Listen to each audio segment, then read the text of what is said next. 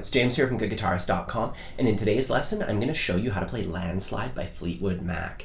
And this is the beginner-friendly version. I'm also going to make another one with the intermediate version where we add all the embellishments and all the cool stuff. But this version is just going to be chord shapes with a steady finger-picking pattern. Now, if along the way you find that you need any extra help, I do have some premium courses. I have my free ebook. I'll put links to all that down below. But the one that I'm most excited about is my finger picking course that I just released. It goes over a ton of different finger picking styles and all the mechanics of it in a really easy step-by-step way, you know, the same way that all my lessons kind of go. So if you need extra help or you're interested in getting way better at finger picking, please check that out. And one super quick thing before we get started. For the original recording, they have a capo on the 3rd fret of their guitar. And that's what I did during the intro demonstration for this tutorial. But I'm actually going to take it off and I'm going to teach you everything in standard tuning, just in case you don't have a capo. So our first chord shape is C. And from there, we're going to go to a G over B like this. So I have my C shape. And I put my pinky down on the 3rd fret of the B string, and I pivot off of that. I put my middle finger on the 2nd fret of the A string. Just try that switch a few times. You're gonna be doing it like a trillion times throughout this song, so it's a good idea to just practice it silently, just like this, you know, just getting through the motions. And then from here, we go to an A minor, back up to G over B. And that's the verse. The verse is just those 3 shapes. C, G over B, A minor, G over B, over and over again, just kind of traveling back and forth. And it's cool for a couple reasons. It gives us a bass line that just kind of goes down and up. And the top line against that sounds really cool. There's like some built-in counterpoint built into the chord shapes. So take a sec with those shapes, you know, switch through them a few times. Now we're going to take a look at the picking, and it's just the same 4 motions over and over again. I'm going to play a C chord here. I have my thumb on the A string, then my index and middle on the G and B strings, the 3rd and 2nd strings. I go thumb, index, and then my thumb is going to pluck the D string, thumb, middle. So thumb on the A, index, thumb, middle. And as long as you place your fingers on the strings and you kind of remember that, oh, this finger is in charge of that string, this finger is in charge of that string, you don't have to worry about what string, you worry about what finger you're using, and it's a lot simpler. So that's our pattern. That's the basis for a ton of songs. Very useful pattern.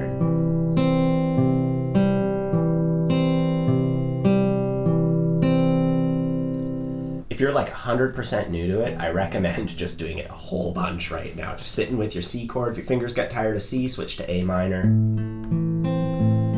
Just do it a whole bunch. I find that when I learn something new, once I sleep on it, the next day I feel so much more natural with it. You know, like when I was figuring out this tune and the intermediate version, I was having problems with one part and I just went to sleep, woke up the next day and I could do it, you know, and that keeps on happening. So don't take it too hard on yourself if you're not like totally memorizing it right away. And we're gonna play our finger picking pattern 2 times per chord shape. So 2 times on C, 2 times on G over B, 2 times on A minor.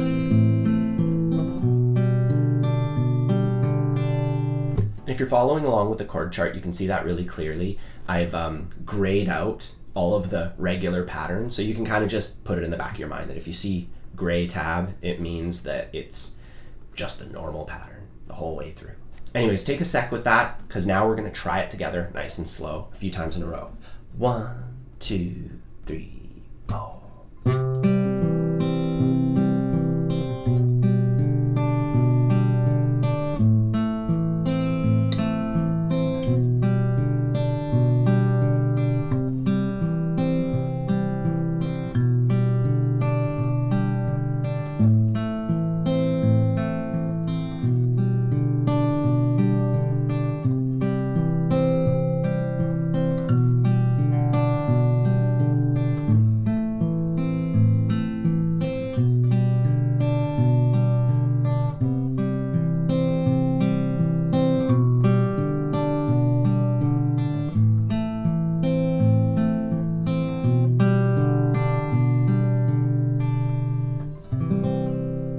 Now there are a couple more things that we need to discuss regarding the verse, but I'll save that for after. For now, let's just move on to the next bit, the transition into the chorus. It goes like this.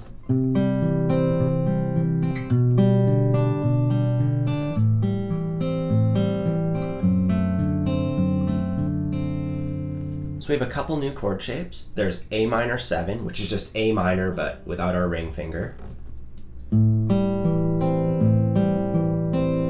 And then we have D7 over F sharp. And from our A minor chord, we just move our middle finger to the thickest string, and then we put our ring finger on the 2nd fret of the G string. And our thumb has to change which strings it's plucking. Before we were alternating between the A and the D strings. Now we're going to alternate between the E and D string.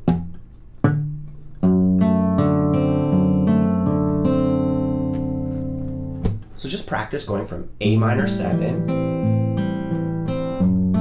D7 over F sharp.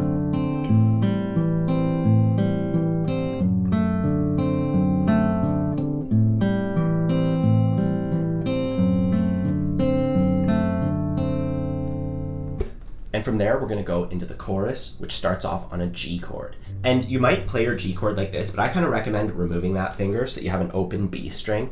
Makes it sound more like the original recording. And we do our pattern on this one, alternating between these two strings, just like D7 over F sharp. And then D7 over F sharp. And then E minor for 2 measures. And then we do our transition part again.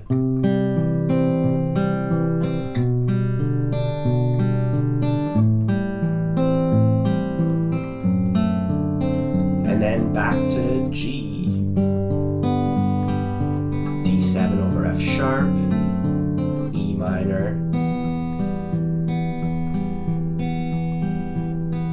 and here it's a little bit different. It's going to be like our verse to start off.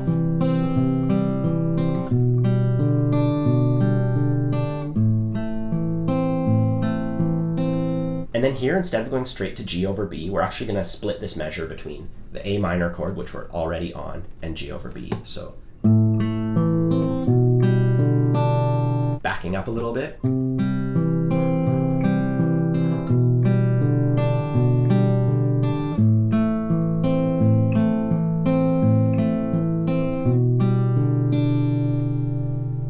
So now that we've gone through that a little bit, let's play through the verse 3 times, the transition, and then the chorus, and that'll take us back into the verse. And that's all you need to do for this whole tune. So let's just try this out nice and slow.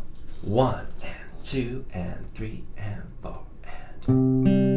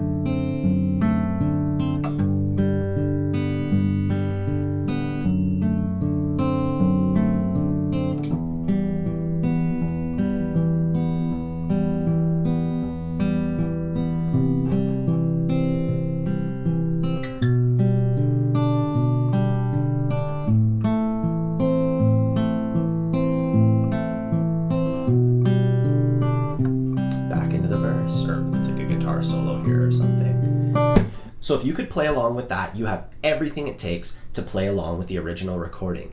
But if you go to do that, you might notice that there are a few spots that deviate from what I've just shown you. So let's figure that out.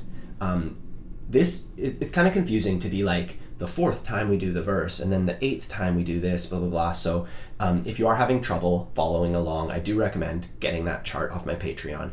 Otherwise, I'm going to try my best to explain this as clearly as possible. The song begins and we play through our verse progression 3 times. The 4th time we do it, it is different. It goes like this instead.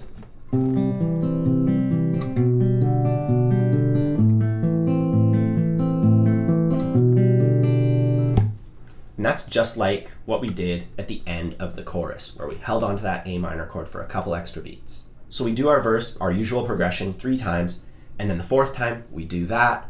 Then we go back to doing our verse progression like 5 more times, transition, chorus, verse, transition, 2nd chorus.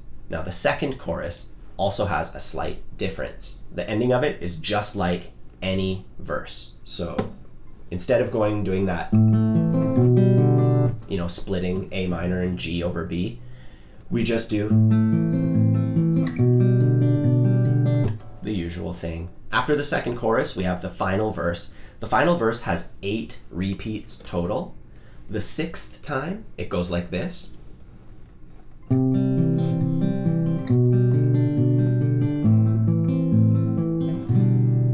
there's a bit of a pause there, and then it picks up again.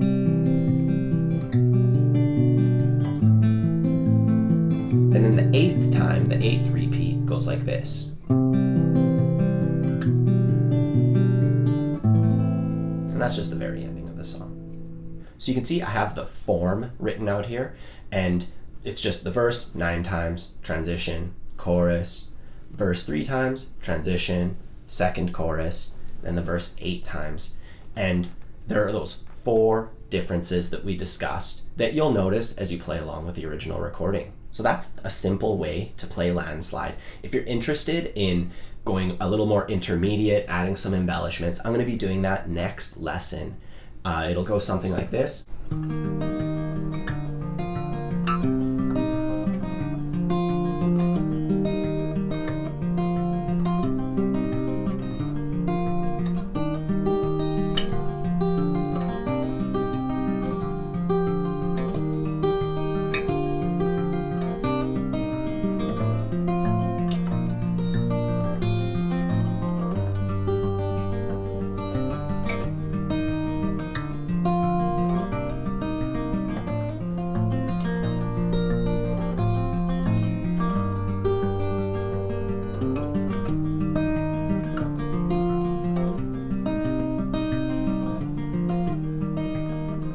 So I'll give you a bit of time to practice up this one, and then when you're ready, when you have this together, we can add all those cool bits. That'll come up next. Don't forget to check out my resources. There's my Fingerstyle course that shows you everything you need to know to be able to play songs like this. My Patreon has charts so that you can follow along with songs like this. Otherwise, have a fun time practicing, and I'll see you soon.